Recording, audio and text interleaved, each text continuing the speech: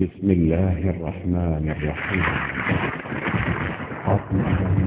أعطني سمعك فأنذرتكم نارا تلظى وجاءكم النذير. يا نائمين تيقظوا من نومكم، لم يبق من قرب الحبيب ثبات. يا معرضين عن الكريم تعرضوا لربكم في دفكم نفحات. غلوا الغرور فكل شيء هالك، لا شك إلا الله والطاعات. انجوا بأن النار من النار سوداء موحشة شعثاء مظلمة دسماء محرقة زواحة البشر. اللهم اجعلنا من عتقائك من النار.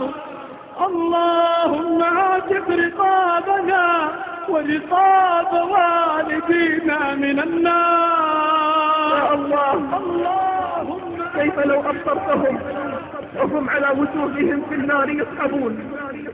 يا الله إنها النار عباد الله، دار الذل والهوان، دار العذاب والخذلان، إنها دار الشقاء والندامة والبكاء. تجري دموعهم في نار جهنم بحارا وأنهارا، ولن ينفعهم البكاء وهم يصطرخون فيها. ربنا أخرجنا نعمل صالحا. تريد أن تحافظ على الصلوات، تريد أن نشهد الجمعة والجماعة. نعمل صالحا غير الذي كنا نعمل. أولم نعمركم ما يتذكر فيه من تذكر وجاءكم النذير. فيها جبال من نار، صفوف وتهاويل، أنهار من قيح وصديد، حيات كأمثال أعناق البخت.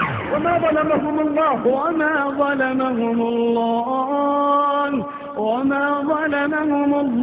ولكن كانوا أنفسهم يظلمون. وإذا الجنين بأمه متعلق سوف الحساب وقلبه مذعور. هذا بلا ذنب يخاف لهوله، فالمقيم على الذنوب دفور. وليعلم الجميع أن الله يمهل ولا يهمل، وأنه إذا أخذ العصاة أخذهم أخذ عزيز مقتدر. خذوه فغلوه ثم الجحيم صلوه ثم في سلسلة ذرعها 70 ذراعا فاسلكوه.